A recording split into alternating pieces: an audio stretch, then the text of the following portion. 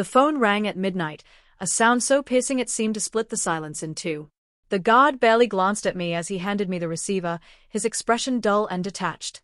On the other end was my lawyer. His voice shook as he forced the words out. "He's at your house, your old commander.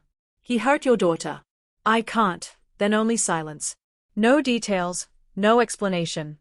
Just devastation left hanging in the dark. I didn't gasp. My breathing stayed even, my pulse steady. Years in service had taught me how to bury shock before it ever surfaced. But inside, something cracked open like a fault line in stone.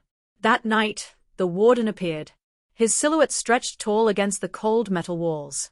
Without a word, he unlocked my cell, tossed me a coat, and muttered, "The general owes me a favor. You've got 24 hours. No witnesses." The door clanged shut behind me.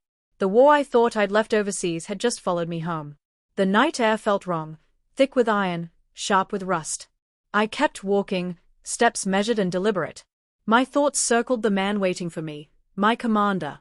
The one who once pinned medals to my chest, the same man who later framed me and buried me in a cell. And now, he had gone after my daughter. Betrayal was nothing new in war. Orders twisted. Lives sacrificed. Trust destroyed. But this was deeper. This was personal. I pictured my daughter's face, her clear, trusting eyes. Then I imagined his hands on her, his poison dripping into her ears. For a moment, rage nearly broke through, hot and blinding. But I forced it back down. Anger was reckless. Anger left tracks. I couldn't afford tracks. So I planned in silence. Every step, every exit, every cover story. Cold. Precise. When betrayal runs this deep, revenge cannot shout. It must whisper. The city no longer felt like mine. I moved through it like a shadow, ears tuned to every echo. First step, confirmation. I needed truth, not rumors, not suspicion, but facts. His car sat outside my house, parked with arrogance. I slipped inside easily. The glove compartment held receipts, hotel bookings under a false name, dated during my imprisonment. Proof enough. I tucked them into my coat. At the hospital, I found my daughter unconscious, pale and fragile beneath the machines keeping her steady. Her phone lay on the table beside her. I scrolled through it. The masked number wasn't well hidden. A trail of manipulation spilled across the screen. His promises, his control, the language of a predator. Piece by piece, the evidence stacked itself like a noose around his neck. Still, I waited. Patience cuts deeper than fury. He was already bleeding inside.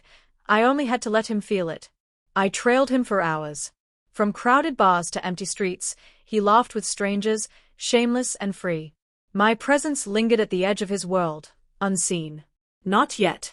The timing wasn't for him. It was for me. Then came the envelope. A DNA report, sealed plain and unmarked. I had taken a strand of his hair from his car, sent it through an old contact who owed me silence. The truth bled from the page in ink. He hadn't just violated boundaries. He had tried to erase me. My daughter bore his blood. A grotesque theft of trust and life itself.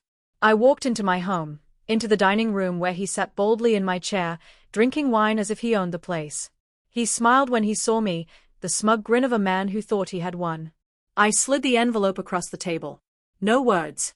No anger. Just the truth on paper. He read it. His composure shattered piece by piece.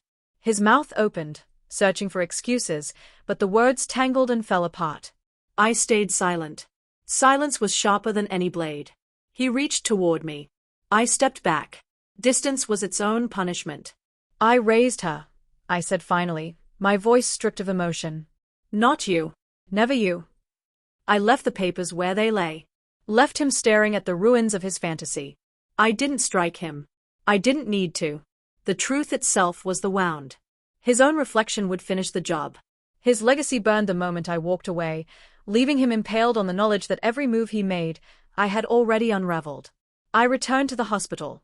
Sat quietly at her bedside. She stirred faintly, unaware of the storm I had drowned for her sake. I didn't reach for her hand. Didn't speak. Silence was safer. There was no triumph in this, no victory anyone could celebrate. Only clarity. He was broken. He would never escape the ruin I had etched into his soul with nothing more than truth. I looked at my daughter, still mine. Because no matter his blood, he could never have her. Not truly. When I left that hospital, I wasn't a soldier anymore. I wasn't even a father in the same way I had been before. I had become something else, colder, sharper, unyielding. And he would remember that every day he drew breath. The war hadn't ended. It had simply changed battlegrounds. And this time, I chose the weapons.